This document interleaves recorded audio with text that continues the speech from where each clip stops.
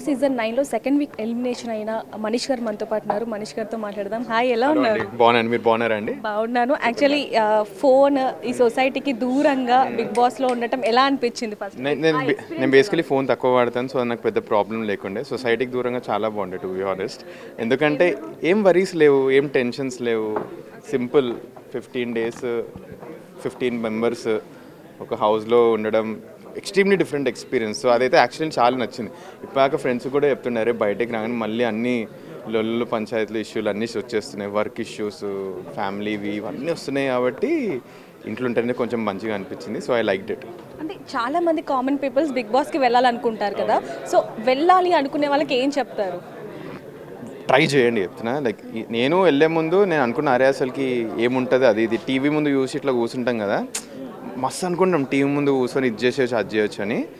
లోపలికి వెళ్తే తెలుస్తుందండి. ఫస్ట్లీ ఉండడం చాలా కష్టం. మీకు డిఫరెంట్ మెంటల్ ఎబిలిటీ ఉండాలి ఉండడానికి, ఆ హెడ్ స్పేస్ ఉండాలి మీకు. సెకండ్లీ మీరు అనుకుంటారు అరే ఇంత చిన్న జడ్జ్మెంట్ చూడలేదు రాబాయ్ అది ఇది అని. మీరు అక్కడ ఉండండి, మీకు తెలుస్తుంది. చిన్న చిన్న పాయింట్స్ కూడా చేయలేరు. ఆ పాయింట్కి 15 members మీ మీద అరుస్తూ ఉంటారు. దీన్ని మీరు హ్యాండిల్ చేయాలి. కనిపించేంత ఈజీ అయితే గేమ్ అస్సలు కాదు. బట్ ఆ ఎక్స్పీరియన్స్ కూడా లైఫ్లో అసలు దొరకదు. సో నన్ను అన్నారు లైక్ స్టార్టప్లు చేసుకుంటూ సడన్లీ నువ్వు ఎందుకు వెళ్తున్నావు, నీకు అవసరమా అది ఇది అంటే, నేను అనుకున్నాను అసలుకి ఏముంటుందని.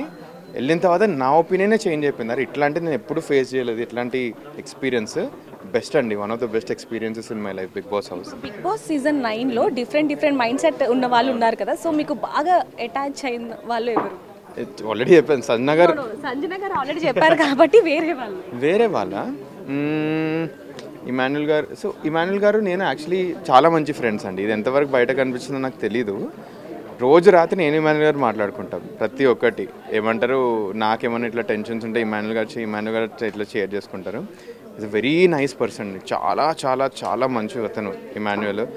ముందు ఒకటి వెనుకలు ఒకటి ఉండదు. ముందేమైనా ఉంటే మొహం మీద చెప్పేస్తారు ఆయన. బ్యాక్ బిచ్చింగ్ ఏది చేయరు అతను.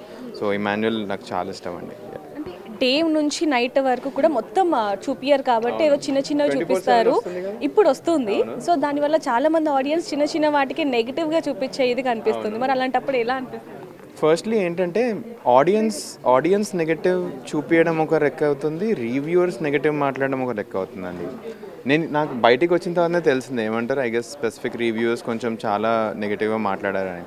ఫస్ట్లీ రివ్యూస్ ఒకటి మర్చిపోయే థింగ్ ఏంటంటే ఫ్యామిలీస్ ఇన్వాల్వ్ ఉన్నాయి గేమ్లో. Families are actually involve. వాళ్ళు ఇలా ఫీల్ అవుతారు. ఒక సినిమా ఉంటే రివ్యూస్ ఇంత ఇంపాక్ట్ చేస్తున్నారంటే బిగ్ బాస్ షో కూడా it is also being run by reviewers. So వాళ్ళు కొంచెం అన్నిటి గురించి ఆలోచించి మాట్లాడితే చాలా బాగుంటుందని నేను కూడా అనుకుంటుండే అసలుకి. నేను రివ్యూస్ని చాలా ఫాలో అవుతుండే. సో ఒక పర్సన్ని బాగా ఎలివేట్ చేయాలన్నా తగ్గించాలన్నా జనాల కంటే రివ్యూస్కి చాలా పెద్ద ఒపీనియన్ ఉంది. సో వాళ్ళు కొంచెం ఒపీనియన్ కూడా చాలా మైండ్ఫుల్గా ఇస్తే ఇట్ విల్ బి గ్రేట్ అని నేను అనుకుంటున్నాను. రాము రాథోడ్ గురించి ఏమంటారు? అంటే ఇప్పుడు వరకు కూడా ఓపెన్ అవ్వట్లేదు, సేఫ్ గేమ్ ఆడుతున్నారు అంటూ కూడా కొంతమంది అంటారు. సో ఫస్ట్లీ రాము రాథోడ్ నాకు ఫస్ట్ డే గొడవ అయింది. ఎందుకంటే నేను అతను నమ్మలేదు. తర్వాత నేనే ఇది వచ్చిందో లేదో తెలియదు నాకు. నేనే అతని దగ్గరికి వెళ్ళి నాకు ఫస్ట్ 2 days ఎవరు నమ్మలేం కదా, గొడవ అయిపోయింది. కూర్చుందాం, మనం కలిసి ట్రావెల్ చేద్దాం, ఫ్రెండ్షిప్ అది ఎస్టాబ్లిష్ చేసుకుందాం, మేము ఫ్రెండ్స్ అవుతాం. ఇదంతా అయిన తర్వాత చాలా కలిసి మీకు కూడా తెలియదు, ఇంట్లో ఇద్దరు పాటలు పాడే నేను ఇంకా రాము రాథోడ్ ఇద్దరం. సో అట్లాంటి బాండ్ ఎస్టాబ్లిష్ అయింది నాకు రాము రాథోడ్కి. లాస్ట్ డే నాకు ఫస్ట్ టైం రాము రాథోడ్ మీద క్వశ్చన్ ఎప్పుడు వచ్చిందంటే మన ఈ ఓనర్స్ టాస్క్ అయింది కదా, అన్నీ ఇచ్చేస్తారు. అక్కడ నుంచి అందరికీ క్వశ్చన్ వచ్చింది, అరే మన రాము రాథోడ్ ఏమంటారు సేఫ్గా ఉండి యాక్చువల్లీ గేమ్ ఆడుతున్నాడు. అందరికీ ఆ డౌట్ వచ్చింది, ఎవరు మాట్లాడట్లేదు, మేమేం మాట్లాడుకుంటున్నాం. సో అతను సేఫ్ ప్లే అయినా కూడా కొంచెం ఏదో ఉంది, దెస్ అనదర్ ఫేస్ టు హిమ్ అని నేను నమ్ముతున్నాను.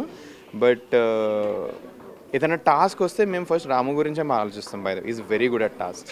So he's a safe player but he also has a game అని ఐ బిలీవ్ ఇట్. సంజన గారి విషయానికి వస్తే ఆవిడ కొంచెం గొడవలు పెడుతూ ఉంటారు, వాళ్ళకి వీళ్ళకి అంటూ కూడా కొంచెం బయట స్ప్రెడ్ అవుతుంది. అది నిజమైన వాస్తవమేనా? కాదు, తను కావాలని గొడవలు పెట్టదు. ఫస్ట్లీ ఆమెకి సపోర్ట్ చేయాలని కాదు. నేను ఎంత తిట్టానో అందరు చూస్తారు కదా.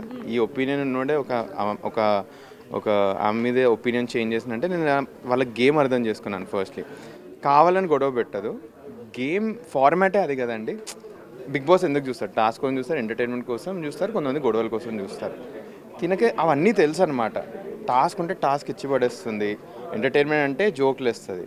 బట్ ఇప్పుడు కాన్ఫ్లిక్ట్ బేస్డ్ ఎంటర్టైన్మెంట్ తీసుకురావాలంటే తినకి ఎలా పెట్టాలో అది కూడా తెలుసు, వితౌట్ హర్టింగ్ ఎనీవన్ ఎల్స్. ఎవరిని ఎమోషనల్ డ్యామేజ్ చేయకుండా ఎలా చేయాలో అన్నీ తెలుసు. సో తనైతే కావాలని చిచ్చులు పెట్టదు, చిచ్చులు కావాలని పెట్టినప్పుడు తర్వాత తనే వెళ్ళి రిజాల్వ్ చేస్తుంది. ఇది జనాలకు తెలియని విషయం. రీతు విషయానికి వస్తే లోపల ఒక లవ్ ట్రాక్ నడుస్తుంది అని చెప్పి లాస్ట్ టైం నాగ్ సార్ కూడా ఒకటి చూపించడం జరిగింది ఆ వీడియో. సో అది ఎలా అనిపిస్తుంది? ఫస్ట్లీ ఇప్పటివరకు బిగ్ బాస్లో లవ్ ట్రాక్లు ఉంటాయి కానీ ఎవరు లవ్లు చేసుకోరు. ఫస్ట్లీ ట్రాక్స్ అయితే నడుస్తున్నాయి, బట్ అది ఎంతవరకు ఎగ్జిక్యూట్ అవుతుందో లేదో వాళ్ళ పర్సనల్ దాన్ని బట్టే ఉంటుంది. ఒక్కొక్కరిది ఒక్కొక్క గేమింగ్ స్ట్రాటజీ అండి. లోపలన లేరు, అయితే నాకు తెలుసు, అదైతే నాకు అర్థం అవుతుంది జెన్యున్గా లేరని. ఎందుకంటే సడన్లీ కొన్నిసార్లు లేట్ చేస్తారు, మాకు తెలుస్తుంది తను ఏడవట్లేదని. నేను తన గేమ్ ఫాలో అవుతున్నాను కదా, గేమ్ అయితే తన గేమింగ్ స్ట్రాటజీ కరెక్ట్గా ఎగ్జిక్యూట్ చేస్తుంది. ఎగ్జిక్యూషన్ మాత్రం ఇచ్చిపడేస్తుంది అసలుకి, బట్ ఆ ఎగ్జిక్యూషన్ నాకు నచ్చట్లేదు, ఆమె గేమ్ ప్లే నాకు నచ్చట్లేదు అంతే. సో హరిత హరీష్ గారి విషయానికి వస్తే ఫుడ్ మానేయడం జరిగింది, ఏడ్చారు. మీరు కూడా ఎమోషనల్గా బాగా, అంటే బిగ్ బాస్లోకి వెళ్తే ఎమోషనల్స్ అన్నీ కూడా బయటకు వస్తాయనేది నేను అనుకున్నాను. ఇవన్నీ కాను పనులు అనుకున్నాము, 100% బయటకు వస్తాయండి.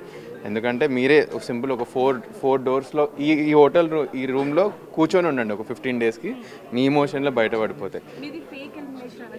నాదా ఫేక్ ఎలిమినేషన్ నేనే ఖుషి అవుతాను తెలుసా, ఇప్పుడు కూడా వెళ్ళడానికి నేను రెడీ ఉన్నాను. I wish it is fake elimination. So yeah, thanks. So చూస్తున్నారు కదా, మరి మనీష్ గారిది నిజంగానే ఫేక్ ఎలిమినేషన్ అని మీకు అనిపిస్తే కనుక కింద కామెంట్లో రాయండి. మరిన్ని వార్తల కోసం చూస్తూనే ఉండండి Big TV. For more videos like this, subscribe Big TV channel.